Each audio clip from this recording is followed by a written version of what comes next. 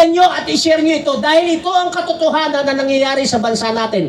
Ito ang mga liberal. Ito ang Makabayan Black. Pag Makabayan Black, yan yung mga leftist natin. Nasa wing ng CPP, NPA. Alam naman ang lahat yan. Sino nag-create sa Makabayan Black? Liberal. Matagal na yung kasunduan nila. Ngayon, bakit ang liberal at saka Makabayan Black sinuportahan si BBM? Hindi lang si BBM yung tatlo. Marcos, Araneta, Romualdez. Sinuportahan nila. Bakit nila sinuportahan? Dahil si BBM lang ang kanilang vehicle. Vehicle, sasakyan nila. Si BBM lang. Para makarating sila sa 2028 election. Pag nawala si BBM ngayon, anong sasakyan ng Makabayan Black at saka ng liberal na dinurog na yan nung panahon ni Digong? Nakuha nyo? Tama. Ang problema, meron pang isang malaking pwersa na sumusuporta. Sino yung malaking pwersa na yon? Western world. Wala sila sa posisyon ngayon na mawala si BBM sa pwesto. Bakit? Mababago yung geopolitics positioning nila. So sumusuporta na rin yung Western world doon kay liberal, kay Makabayan, sa administration. So apat na silang magkakampi. At ang target nila, anybody can be a president in 2028 except Sara. Ayaw nilang makabalik ang mga Duterte. Ayaw nila. Dahil ayaw nila ng independent foreign policy. Anong ibig sabihin nun? Ayaw nila na ang stand mo, kaibigan ko ang China, kaibigan ko ang US, kaibigan ko ang Russia, kaibigan ko lahat. Ayaw ng Western world nun.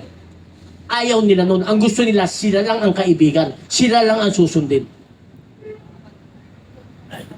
Maraming mga Pilipino hindi alam ito. Kung ikaw totoo kang Pilipino, kahit ibinoto mo si Duterte at may nakita kang mali, babatikusin mo siya dun sa mali niya para maitama niya. Kung ikaw naman is bumoto kay BBM at may nakita kang mali sa kanya, babatikusin mo siya dun sa mali niyang ginagawa para maitama niya. Hindi mo siya aayunan. Yung bumabatikos doon sa binoto mo, tama ang kaisipan nun. Ibig sabihin, normal ang kanyang kaisipan. Sino yung mga hindi normal? Nakita ng mali yung ginagawa nung binoto niya, inaayunan niya pa. Baliw o hindi? Baliw. Baliw o hindi?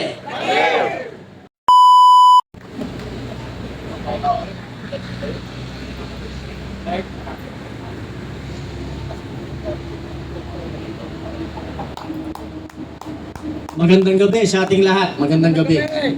At nagpapasalamat tayo. Ngayon ay ika-11 ng Oktubre.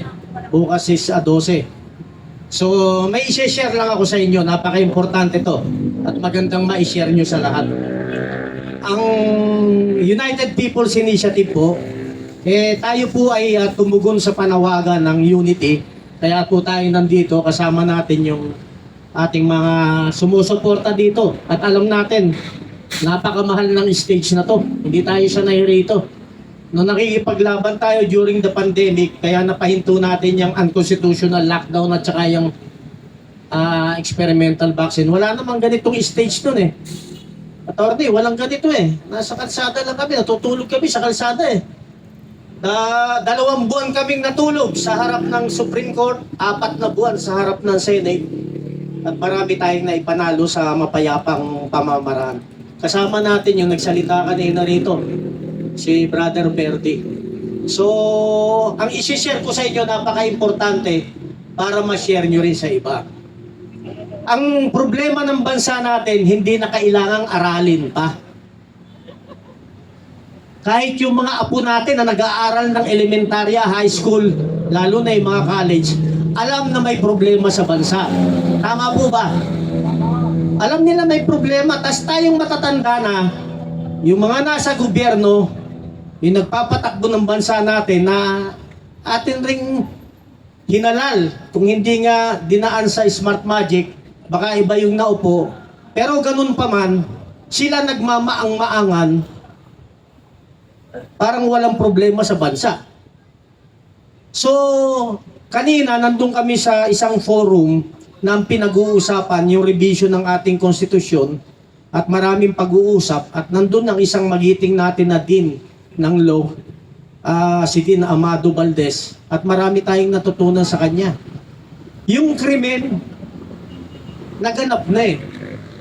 Yung krimen, nangyari na. Ibig sabihin, nagawa na nila yung krimen eh. Nakita nating lahat. At yung ebidensya, overwhelming. Ibig sabihin, napakarami. So ang tanong, kailangan pa bang imbestigahan natin? Oo, ina! Kailangan pa bang imbestigahan natin sila? Bitay agad! Kaya yung ginagawa nila, paano magkakaroon ng tama at patas na imbestigasyon? Gayong, yung nagkasala, kasama nung nag-iimbestiga. Arning, niloloko na, ginagago na lang tayo nung walang mangyayari sa investigasyon. Kasi ulitin ko, yung iniimbestigahan, kasabwat rin nung mga nag-iimbestiga. So paano magkakaroon ng patas na paghuhusga dyan? So ang ginawa natin, ang United People's Initiative sa pamumuno ni General Romy Pukis, ang ating magiting na lead convener ng United People's Initiative, gumalaw tayo sa isang mapayapang pamamaraan. Tayo po ay sanay na sa ganito. Ulitin ko po, ang mga kapatid nating mga kapulisan, kakampi po nating lahat yan. Maniwala kayo sa akin. Yung damdamin natin, damdamin nila. Yung damdamin nila, damdamin natin. Nagkataon lang na hindi pwede silang sumigaw doon sa gusto nilang isigaw dahil nasa serbisyo pa sila. Ganun rin ang ating mga kapatid na sundalo. Yung damdamin natin, damdamin nila. Yung damdamin nila, damdamin natin. Kaya lang hindi sila makasigaw kasi nasa serbisyo pa sila. Isang kaisipan yan na itinuro sa atin ng sistema na bago ka magsalita ng laban doon sa institusyon na may nakikita kang mali, kailangan lumabas ka muna. Respeto ang tawag ron. Yun nga ang masakit. Tayong nasa tama, rumirespeto tayo doon sa mga gumagawa ng mali. Yung mga gumagawa ng mali, walang respeto doon sa mga binabalahura nila taong bayan. So marami ng mali talaga sa bansa natin. Kung ako tatanungin nyo, kung ako lang, sarili ko lang naman to eh. Actually, sa dami ng naranasan natin at ang nakawa na nangyayari, hindi na sila masaya sa milyon. Hindi na rin sila masaya sa bilyon. Trilyon na ang usapan eh. Alam niyo ba kung gaano karami ang trilyon na yan? So sa akin lang napanaginipan ko na sila lahat, na pinatay ko silang lahat eh. Sinaksak ko sa lalamunan yung karamihan sa kanila. Yun yung panaginip ko. Putang ina, kinagat ako ng lamok, nagising ako. Puta, pinatay ko rin yung lamok. Putang ina ka. Patay na sana sila lahat eh. Ultimo lamok, kampi nila eh. So ganun ang bansa natin. Ulitin ko pag-usapan natin legalities. Nakita mo gumagawa ng krimen. Yung ebidensya overwhelming. Actually, pwede na silang arestuhin ng taong bayan eh. Alam ko, si Brother Placido, pag sinabi kong arestuhin natin, tangina, mangungunin, aarestuhin na sila eh. Pero napakahirap. 316 or 17 congressman, aarestuhin lang ni Placido, nag-iisa siya. Hindi naman pwede yun. Brother Plas, mahirap naman sumigaw siya dun sa Congress. Sumuko na kayo, napapaligiran ko kayo mag-isa. Tangina, walang maniniwala sa'yo, Brother Plas. So kailangan marami tayo, di ba? Marami, puntahan natin sila, takot sila eh. Yung gumagawa ng mali, takot yan sa marami na nakakaintindi ng tama. Punta na tayo dun sa winning Alam ko yun ang gusto nyong marinig eh. Shortcutting ko na para mabilis. Gusto nyong manalo tayo ng payapa? Parang ayaw nyo. Stop! ang gusto niyo yung marahas. Pwede rin. Pwede rin. Minsan nakakaisip na tayo ng hindi maganda sa totoo lang. At saka nagiging laman na sila ng ating araw-araw na panaginip. Pag araw-araw mo napapanaginipan, parang nai-inlove ka na sa kanila eh. Mananalo tayo, napakasimple lang. Ito, pag-aralan nyo mabuti ha. Never tayong mayu-unite bilang mga Pilipino. Ulitin ko ha. Never tayong mayu-unite bilang mga Pilipino. Aminin na natin yan. Pero dapat marunong tayong rumespeto doon sa desisyon na nakakarami. Hindi man tayo united, pero marunong tayong rumespeto doon sa desisyon na nakakarami. Di ba ganun sa eleksyon? Kahit ayaw mo doon sa isa, siya ang binoto ng karamihan, siyang uupo. Kailangan natin respetuhin. Pero, ang sinasabi natin ganito, kung ako ang presidente, at ang bumoto sa akin is 30 million, ang butante 60 million or 70 million. So lagay na natin kalahati yung hindi bumoto sa akin bilang presidente. So ang gagawin ko, unang araw pa lang ng pag-upo ko, magkakandak na ako ng consultation sa taong bayan. Ang sasabihin ko, salamat doon sa 30 million na nag-upo sa akin, ano ba ang gusto ninyong gawin ko para maibsan naman ang kahirapan nyo? Magtatanong ako sa taong bayan. Ngayon, ganun rin sana ang mga mayor, congressman, governor.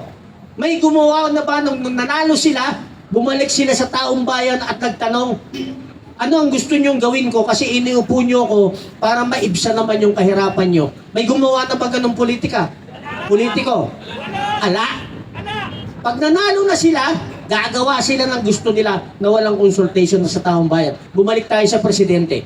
Ngayon, yung 30 million na hindi bumoto sa akin bilang presidente o hindi bumoto kay BBM, siya yung nanalo. Dapat ang gawin niya, gumawa siya ng mga bagay na magpapatotoo para mahikayat niya yung 30 million na hindi bumoto sa kanya para pasubalian niya, nagkamali kayo dahil hindi niyo ko binoto.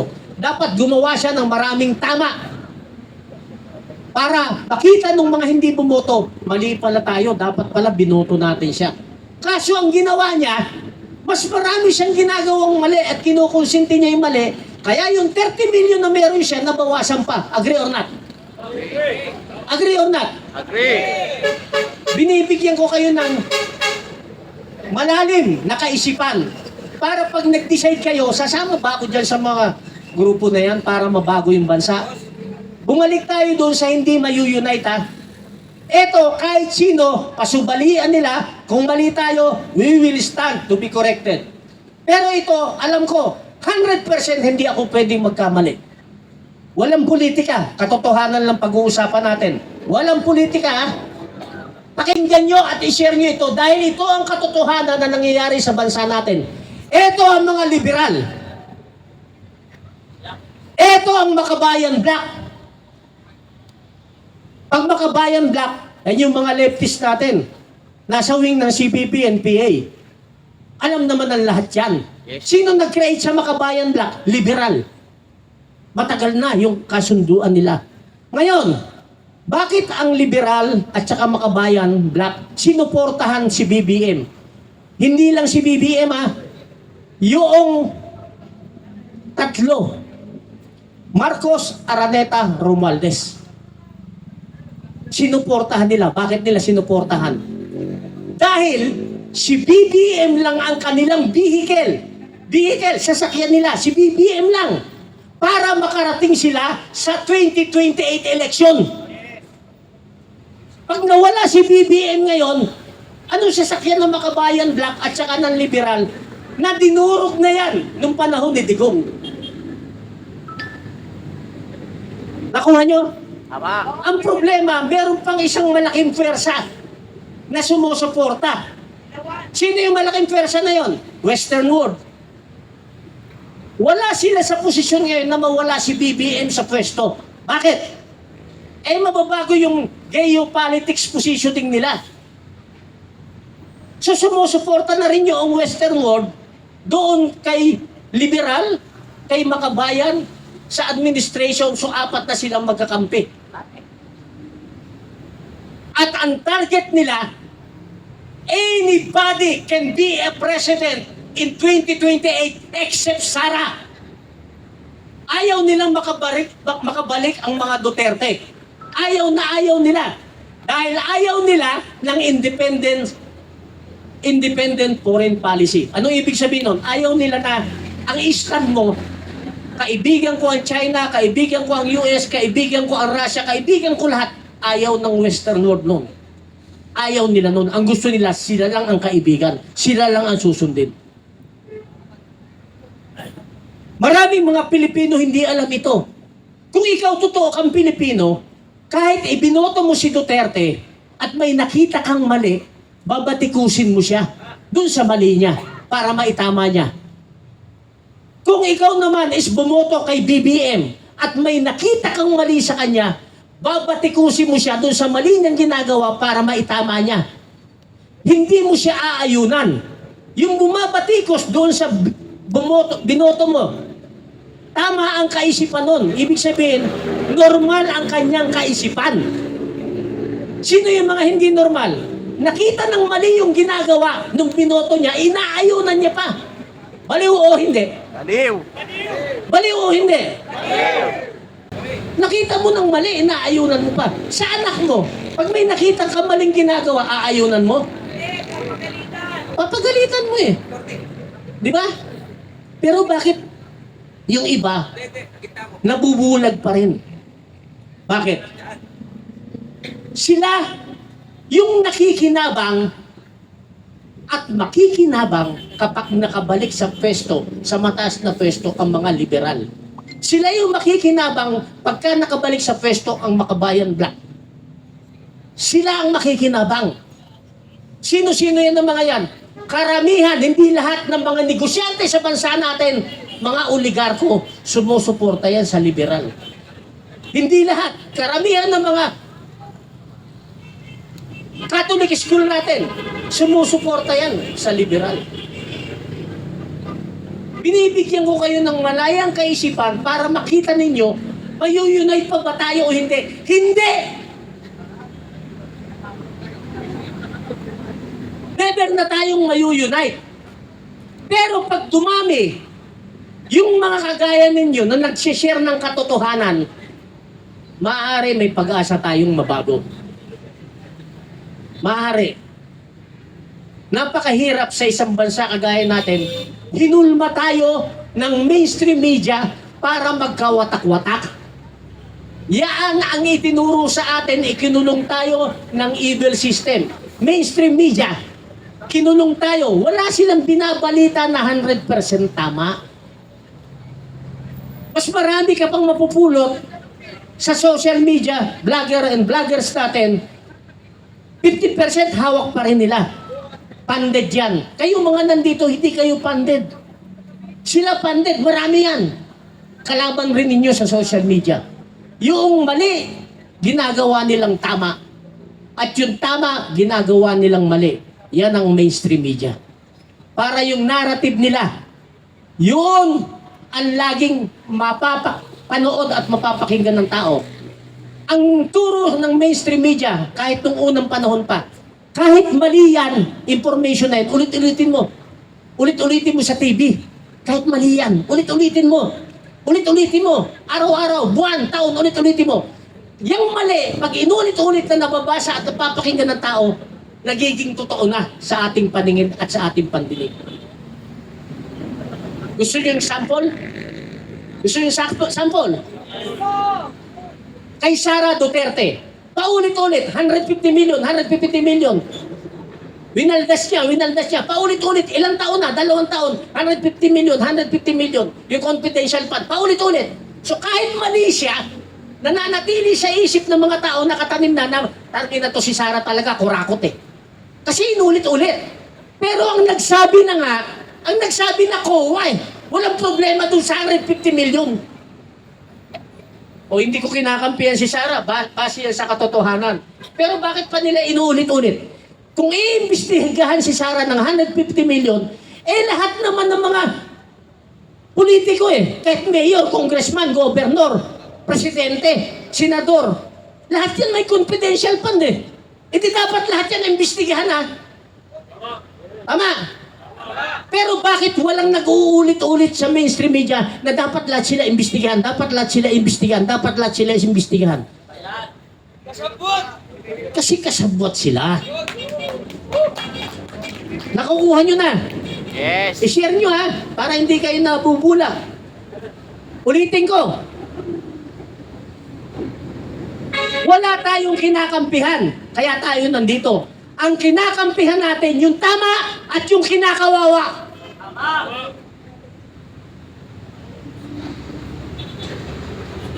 Isa yan. Paulit-ulit, mali. Putang ina. Yung matanda, 80 years old, nasa dahig pa rin. Nung dinala ng Pilipinas sa dahig, inamin na ng bansa natin na walang silbi ang batas natin. Tama. Inamin na nila. Pwede naman ditong ikulong. Pwede dito mag-hearing. At pwedeng bitayan dito si Rodrigo Roa Duterte kung nagkasala talaga. Bakit kailangan sa ibang bansa? Bakit si Tevez pinabalik nila rito? Correct. Nakukuha niyo yung logic? Paulit-ulit. Ito na naman yung mainstream media. Paulit-ulit. Mainstream media. Ulit-ulit-ulit. Putang ina si Digong, ang daming pinatay. Putang ina si Digong, ang daming pinatay. Putang ina si Digong, ang daming pinatay. Ilang taon na yan paulit-ulit. Natanim sa isip ng tao, oo nga, ang dami niyang pinatay. Pero how about yung mga pinatay ng mga adik? Tama! Tama. Inulit-ulit ba nila? Ang daming pinatay ng adik, ang daming pinatay ng adik. Wala naman nag-uulit-ulit doon. Yung mga ginahasang kabataan, yung mga krimen ng dahil sa droga. Kung ako na naging abogado ni Digong, ang gagawin ko ganito. Sige, ilan ang pinatay ni Digong? Sabihin ko sa ICC. Tanungin ko sila. 30,000 po ang pinatay. O sige, patulang ko yan. Sasabihin ko sa kanila, sige, lahat ng 30,000 na yan, pakita nyo sa akin yung blatter. Blatter sa pulis 30,000 blatter, pakita nyo. Pakita nyo sa akin kung sino yung nag-aresto. Pakita nyo sa akin kung sino yung testigo. Pakita nyo sa akin kung saan siya namatay, anong address niya, ilang taon na siya. Yung 30,000 na yan, palagay nyo maipapakita ng ICC. At saka nung mga liberal at saka mga kabayan black na sumusuporta para ma-idin si Digong. Palagay nyo maipapakita nila yung 30,000? Wala talagang 30,000. Iso lang meron. Hindi natin sinasabi walang kasalanan si Digong. Sinabi na nga niya, if this is my destiny, so be it. Pero alam natin, alam ng kapulisan, alam ng kasundaluhan, tinimes to niyo yung sahod ng mga yan Palagay nyo, walang nagdaramdam na kapulisan nung napunta siya sa dahig? Palagay nyo? Palagay nyo, walang nagdaramdam ng mga sundalo? Marami. Nagkakaisa na tayo Papunta na tayo doon sa topic natin na maganda. Kung paano tayo mananalo. Gusto niyo ba malaman ngayong gabi o bukas na lang? Ngayon na. Bukas na lang? Gusto niyo nang malaman kung paano tayo manalo? Yes. Okay. Ilan tayo ngayon dito? Bilangin nga natin. Ang dami yung bukas. Maraming nanonood, Kap. Libo-libo nanonood ngayon. Okay. Paano tayo mananalo? Kailangan itanim ninyo sa puso ninyo, hindi lang sa isip. Ulitin ko Kailangan itanim nyo sa puso ninyo at hindi lang sa isip. Kakampi natin ang lahat ng kapulisan. Itanim ninyo sa puso ninyo at isipan. Kakampi natin lahat ng kasundaluhan. Ang hinihintay lang nila, gumalaw ang maraming taong bayan.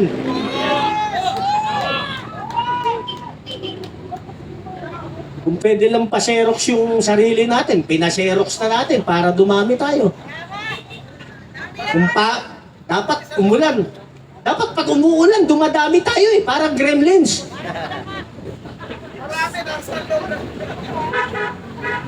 Doon sa mga binabanggit ko, makabuluhan ba may natututunan kayo o wala? Meron, marami. Gusto nyo pa? I-share nyo ito ha.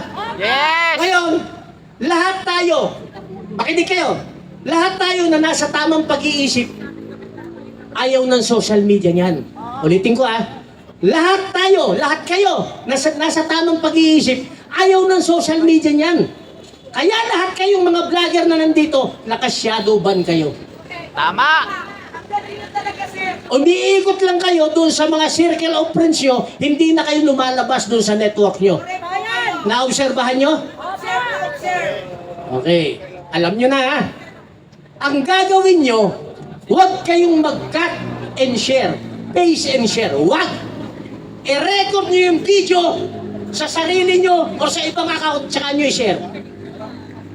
Okay? Kaya tayo natatalo dahil rin sa atin.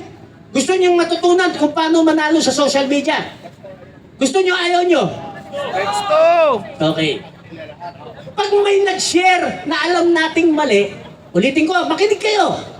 Nabasa natin, mali ito eh, mali ito eh. Ang gagawin mo, puta na, isi-share ko to sa mga FB page ko. Yung mali, isinira mo pa. Yun ang gusto nila. Na yung mali, ishare mo sa karamihan. Gets ko na. Ba't mo sinishare yung mali? I-delete mo. Tama. Para yung issue, mamatay ng natural death. The more na sinishare mo yung mali, lalo mong pinopropagate yung kamalian. Yun ang gusto nila para sa usawan ng iba, maging issue. Kaya dumadami yung mali sa social media. Tama, mali? Anong gagawin nyo pag mali? Sishare nyo? Delete! Para mamatay ang issue ng natural death. Pangalawa, social media pa rin tayo ha. Yes! Social media! Number one! Ano raw po? Number one, social media! O social media pa rin tayo ha. Yes! Ganito, para hindi kayo nawawarningan or nako-community standard, kapag ka ang issue, sinulat lang. Pakinggan nyo ha, tingnan nyo muna kung sino yung sumulat bago nyo i-share. Ang style ng mga Pilipino, pag maganda yung heading, share ka agad. Tama, mali? Tama. Heading pa lang ang nakita, hindi pa nababasa yung kabuuan, share na. Ang laking problema. Tingnan nyo muna kung sino yung nagsulat. Kung hindi kilala yung nagsulat, walang pinagmulan, i-delete nyo na. Mas magandang i-share yung taong nagsasalita at kilala nyo yung personahe niya. Yun, hindi fake news yun. Bakit? Siya mismo nagsasalita eh. The more you propagate yung mga mali sa social media, the more you share it.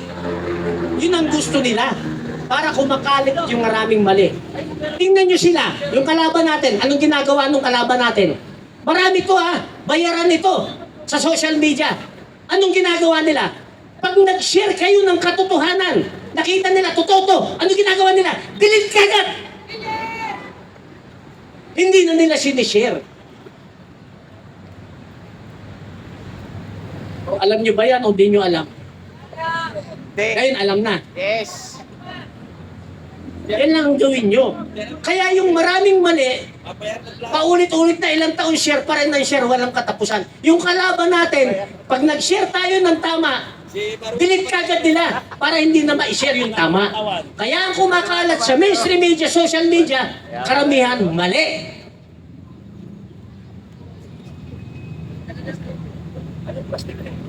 Nakukuha nyo yung logic? Opo. So, anong gagawin nyo ngayon dyan sa mga record nyo? Ngayon, ang gagawin nyo, huwag mong gamitin yung account mo para i-share siya. Kasi alam na nila yung account mo eh. Ito, ano to eh. Yes. Solid, ano to, nabawiin nyo to eh.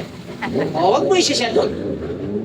Kung yung video mo, kumuha ka ng bata sa kalsada na may cellphone, o pakishare mo ito.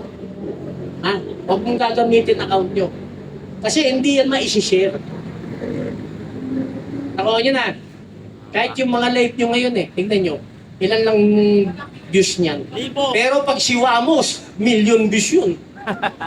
Tama, no? Nakuha niyo yung logic sa social media. Okay. Bago ako magtapos, discuss natin uli yung paano tayo mananalo.